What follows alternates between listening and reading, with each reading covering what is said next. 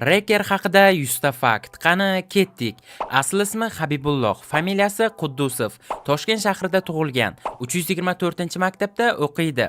Yoshi 16 da. Oilada kenja farzand. Ijodini notebook bilan stream qilishdan boshlagan. Apaguz homiysi hisoblanadi. 60-raqamli xonadonda istiqomat qiladi.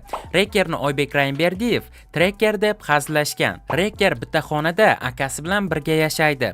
Ba'zan ijodini to'xtatib qo'yish odati bor. Do'stlar, kanalimni 93% odam obuna bo'lmasdan kuzatayotgan ekan. Iltimos hozir 5 sekund vaqtingizni ajratib, kanalimga obuna bo'lib qo'ying. Men esa davom etaman. Hozirgi kompyuter keysi $4000 turadi. Reker ikkita monitor ishlatadi. Reker HyperX Quadcast White S mikrofonini ishlatadi. Videolarda sodda, ammo juda ajoyib prevyulardan foydalanadi. Stream qiladigan kompyuter jami narxi $7000. Notebookini $1500 ga sotib olgan. PUBG o'ynab stream qilmaydi, ammo PUBG ni 3-sezondan boshlagan. Monetizatsiyadan $2000 ishlagan. Ko'proq e'tiborini hozirda o'qishga bermoqda. Reker grafik dizayner ham hisoblanadi. YouTube Rekerning hobbisi. Hozirda 4 xonali uyda oila a'zolari bilan istiqomat qiladi. Oilada jami 4 ta farzand, o'zidan katta 2 ta akasi hamda bitta opasi bor. Akalari IT sohasida ishlaydi. Reker yoshligidan kompyuterda o'yinlar o'ynashni yoqtiradi. Reker sport bilan ham shug'ullanib turadi.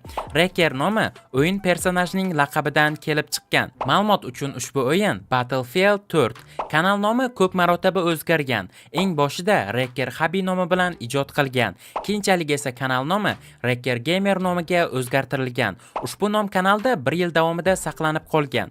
2020-yil 24-aprel kuni YouTube kanalini ochgan. Aynan o'sha yili yoz oylaridan gamingga jiddiy kirishgan. Asosan Minecraft o'yini haqida videolar qiladi.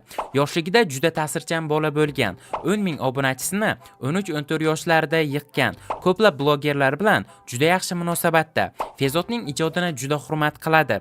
Fezod ham Rekerni o'z intervyularida maqtagan. PUBG haqida video qilib, juda ko'p haytga sabab bo'lgan. Obunachilarim uchun ajoyib taklif. Sizlarni imkoniyatlar dunyosi Grand Mobile o'yiniga taklif qilaman. Ushbu o'yinda siz jinoyatchi yoki politsiyachi bo'lishingiz, qimmatbaho mashinalarda shaharni kezishingiz hamda bizneslar qilish orqali millioner bo'lishingiz mumkin. Vigeta promokodini terish orqali esa siz 3 kunga Gelik avtomobili, 7 kun VIP va 30,000 rubl o'yin valyutasiga ega bo'lasiz. Hoziroq video ostidagi manzil orqali o'yinni yuklab oling. Minecraft O'zbekistonda mashhur emas deb hisoblaydi. Hozirga qadar reklamodatellar unga kam murojaat qilishadi. Buning sababi uning tanlagan kontenti hisoblanadi. Ammo reklamalar bo'lsa 200-300 ming so'mga reklama qilib beradi.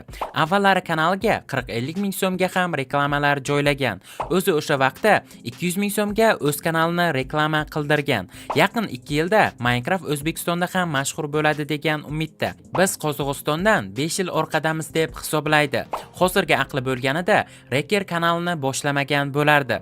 Yosh YouTuber bo'lishni ko'plab muammolari borligini aytgan. YouTube avval Rekerning streamlarini bloklab qo'ygan. Shu bilan birga YouTube uning kommentariyalarini ham o'chirib, kanalni banga tushirib qo'ygan. Kanali 6 oyga bloklangan bo'lsa ham, undan keyin ham ancha vaqt blokda turgan. Aynan shu sababdan 9 oyga yaqin vaqt kanalda umuman stream qilmagan. Shundan keyin ham streamlarda maska kiyib, streamlar qilishni boshlagan. Streamlarning birida konditsioner o'chib qoladi. O'shanda 3 soat terlab, nafasi qisilib qolgan. Hozirda doimiy bo'lmasa ham, ammo reklamodatellar chiqib turadi. Oson ilovasini ikkita videosida reklama qilgan va bu uchun har bir videoga $100 dan olgan. Oylik daromadi o'rtacha $300-400. 2 yillar oldin kanalga har kuni videolar joylagan. YouTube'da galochkasi bor. Sinfdoshlari unga hasad qilishini aytgan. Reker maktabga juda kam boradi, ammo borgan vaqtlari ham juda yaxshi o'qiydi. Instagram ishlatmaydi. Telegram va YouTube'da asosiy vaqtini o'tkazadi. Ammo kelajakda Instagramda ijod qilish niyati bor. IELTS sertifikatini olish niyati mavjud. Stabilniy oylikka tushish asosiy maqsadlaridan. O'zini o'zbek sigmasi deb hisoblaydi, chunki qoshlarni ajoyib qimirlata oladi. 300 ming obunachiga ega bo'lish istagi bor. Aytishi bo'yicha sevgan qizi yo'q. Reker YouTube kanalida 192 mingdan ortiq obunachilar mavjud. 24 yoshda uylanmoqchi. O'zbekiston prezidenti bo'lish niyati bor. Elon Musk bilan o'tirib, osh yeyish maqsadi borligini ham aytgan. Fan встреча qilishni yoqtirmaydi. Reker o'zi aytishicha, perfeksionist hisoblanadi. YouTube'ga katta maqsad bilan kirib kelmagan. Million konsert dasturida katta yoshli odamlar uni tanib qolib, rasmga tushib olishgan. Rus blogerlariga havas qilib, let's playlar qilishni boshlagan. Nakrutka urush haqida o'ylab ko'rgan, ammo keyinchalik bu fikrdan qaytgan. YouTube sferasida Dima Maslenikov ijodiga juda havas qiladi. Gamer bo'lish uchun kompyuter kerak deb hisoblaydi. YouTube'dagi faoliyatiga oilasi iliq munosabat bildirishadi, ammo boshlanishiga qarshilik qilishgan. Eng birinchi haytari Lider Online hisoblanadi. Reker YouTube kanalida 16 ta playlist mavjud. Habibullohning YouTube'da Reker Player nomli ikkinchi o'yin kanali ham mavjud.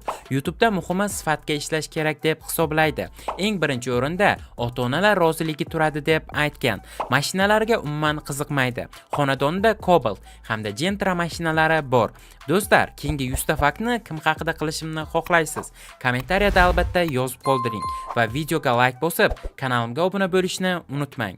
Keyingi videolarda ko'rishguncha, xayr.